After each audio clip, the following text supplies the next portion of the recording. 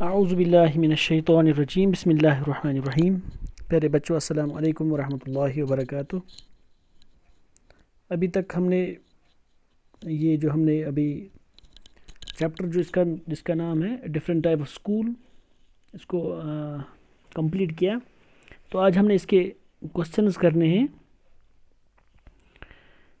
तो यहाँ से है ये पेज नंबर 62, ठीक है। Working with the text. देखिए, पहला है ये, put these sentences from the story in the right order and write them out in a paragraph, don't refer to the text. तो यहाँ पर नीचे कुछ सेंटेंसेस दिए गए हैं, तो इनको ऐसे ही हैफाजर्ड मैनर में दिया गया है, यानी इनका कोई ऑर्डर अच्छे से नहीं दिया गया है। यानी कि इस कहानी में जिस तरह से ये बताया जाता है कि पहले क्या हुआ, उसके बाद क्या हुआ, उसके बाद क्या हुआ, लेकिन ये यहाँ पर वैसे नहीं लिखे गए हैं। यहाँ पर जैसे कि अगर आप देखोगे यहाँ पर कि यहाँ पर कुछ ये जो सेंटेंसेस हैं ये उस ऑर्डर में नहीं लिखे गए हैं। सपोज़ कोई बात यहाँ पे लास्ट पे होती है, वो यहाँ पर सबसे पहले लिखी गई होगी, ठीक है। तो हमें क्या करना है कि हमें सबसे पहले इन स्टेटमेंट्स को पढ़ना है, इन सेंटेंसेस को पढ़ना है, और उसके बाद हमें ये बताना है कि सबसे पहले क्या आएगा, सबसे पहले क्या होता है इस टेक्स्ट में, उसके बाद क्या होता है, फिर उसके बाद क्या होता है। तो उसी ऑर्डर में हमें ये लिखना है। एक ही पैराग्राफ इसका हमें बनाना है।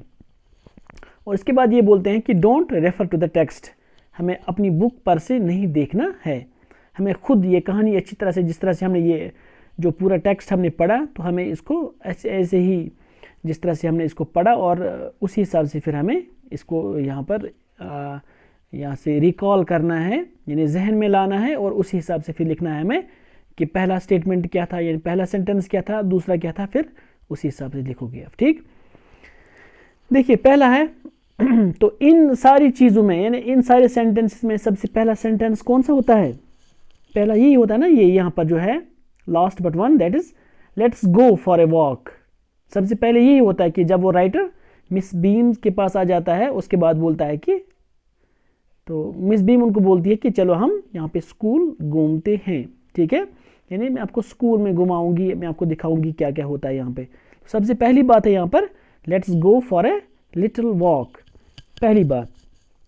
उसके बाद इसके ऊपर जो है only you must tell me about things, ये दूसरी इसी सीरीज़ में ये या इसी ऑर्डर में ये होता है।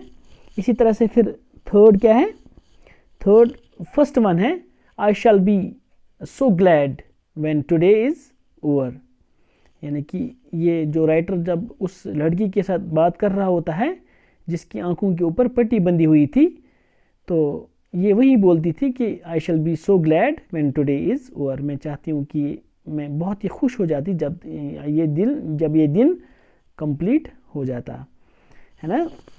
तो उसके बाद फोर्थ क्या है इसमें, फोर्थ है जो ये लास्ट में, the other bad days can't be half as bad as this, है ना। ये बोलती है वो कि जो आज का दिन है, ये बाकी जो उनको जो आंखों के ऊपर पट्टी बंधी जाती है, या उनकी जो उनको अपने आप को जो वो ज़ख्मी दिखाना होता है, या इसी तरह से बाकी चीज़ें होती हैं, या जिस कभी कभार उनको डेफ बनना होता है।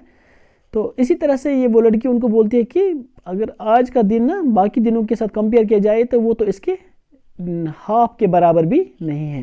तो इसका मतलब है कि हम कहेंगे कि ये फोर्थ जो है, यही लास्ट वाला जो है, इसको आप लिखोगे फोर्थ, यानी इसी ऑर्डर में लिखोगे आप।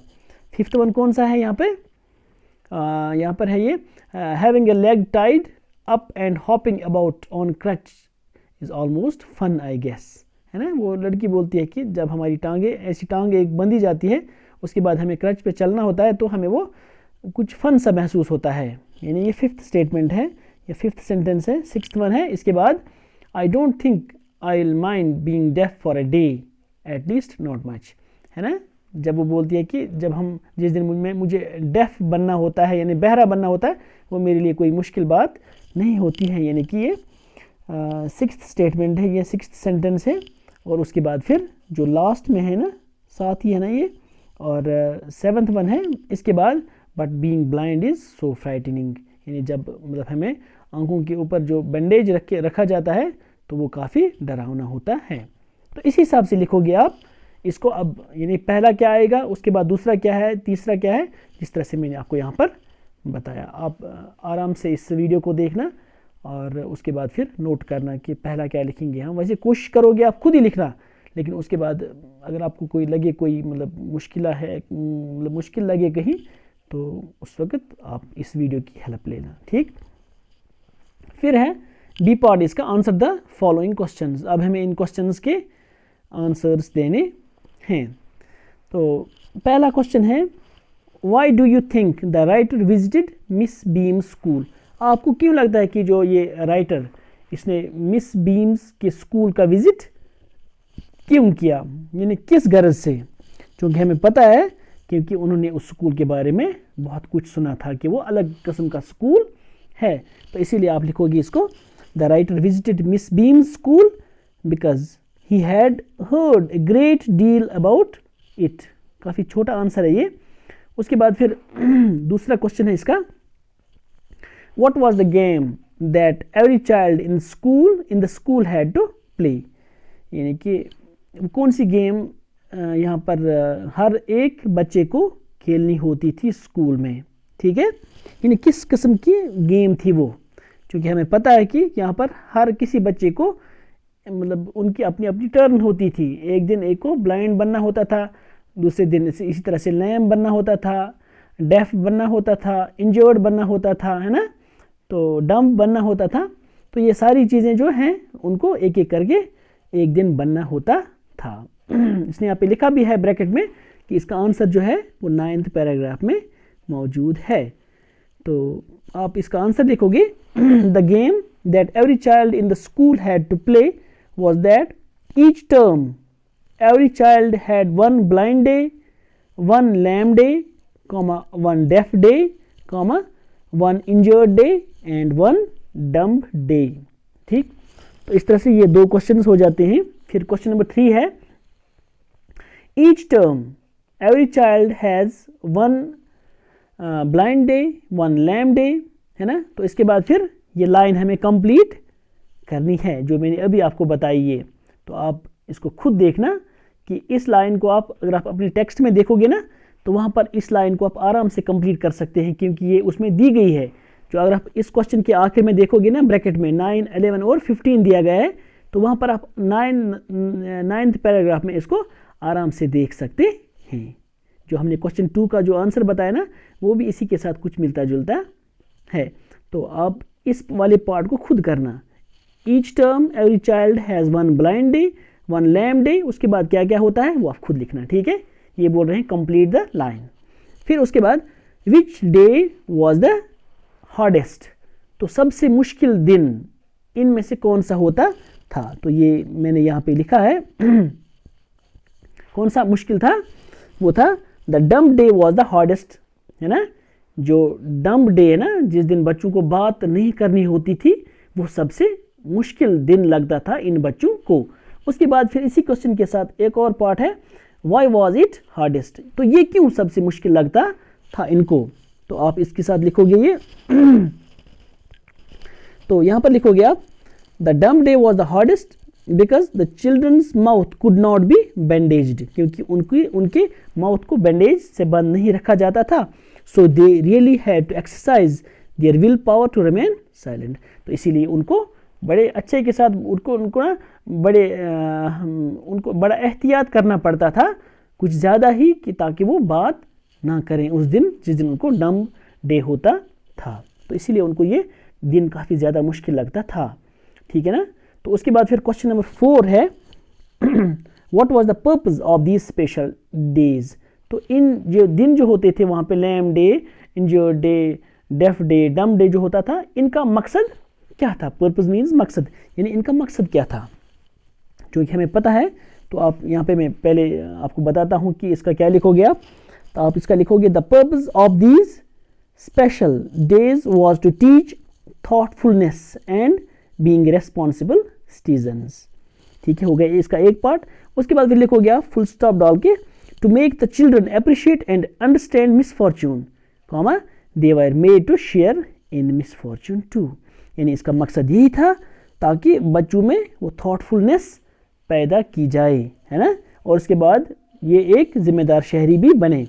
और इसके अलावा ताकि उनको ये महसूस हो कि जो मिसफॉर्चून होता है, ये बदकिस्मती होती है, या हम कहेंगे कि जब मतलब कोई बेचारा कोई किसी को मतलब ये तकलीफ़ हो तो उस वक्त वो कैसा महसूस करता होगा, ताकि इन बच्चों को भी ये एहसास दिलाया जाए। फिर क्वेश्चन नंबर नेक्स्ट है इसे वर्किंग विथ लैंग्वेज। ठीक, तो हमें यहाँ पर इन वर्ड्स को मैच करना है ना, match the words and phrases with their meanings in the box below. तो नीचे बॉक्स में इनके मीनिंग्स दिए गए हैं, तो पैराग्राफ नंबर भी दिया गया है ना साइड में यहाँ पे, तो आप इनको निकाल सकते हैं, आप इनका मीनिंग देख सकते हैं। यानी जिस तरह से होम सिक है ना, इसके सामने यहाँ पे दिया गया है 3, यानी पैराग्राफ नंबर 3 में ये वर्ड दिया गया है जिसमें आप होम सिक का यहाँ पर इसका ये जो इसका मीनिंग होम सिक जो है वहाँ पे दिया गया है, तो इसका मीनिंग यहाँ पर नीचे आप देख सकते हैं इस टेबल में। क्योंकि आपको पता है होम सिक हम किसको बोलते हैं यहाँ पे इस बॉक्स में देख सकते हैं आप, homesick means wanting to be home, यानी जो घर जाना चाहता हो, जिसको घर की बहुत याद आती हो, यानी है ना, तो इसको हम होम सिक बोलते हैं। ठीक, इसी तरह से प्रैक्टिकली क्या बोलोगे आप, यहाँ पे लिखा हुआ है फर्स्ट जो है ऑलमोस्ट, है ना, इस बॉक्स में ऑलमोस्ट लिखा हुआ है। इसी तरह से इट पेन्स मी, तो इसमें से लिखोगे आप इट हर्ट्स मी, है ना, पेन्स मीन्स हर्ट्स, तो ये लिखोगे आप इट हर्ट्स मी। अप्रिशिएट के बाद लिखोगे आप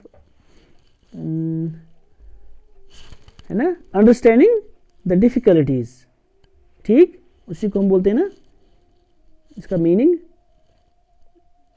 हाँ, फिर है thoughtless means not very caring, है ना, कहाँ पे है, थॉटलेस मीन्स लास्ट पे जो है नॉट वेरी केयरिंग। ठीक, फिर है एक्सरसाइज मीन्स इसमें है टेस्ट द स्ट्रेंथ ऑफ,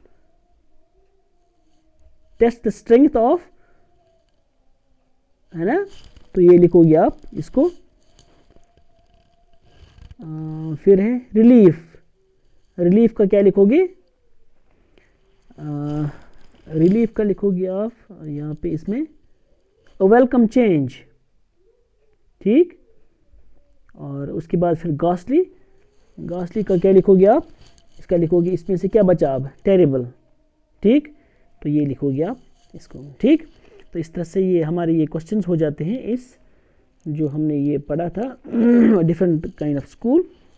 ठीक है, तो फिर आप ये करोगे और मुझे ये होमवर्क जो है ये सेंड करोगे। ठीक, चलो बस आज इतना ही, आपसे इजाज़त चाहते हैं, अल्लाह हाफ़िज़।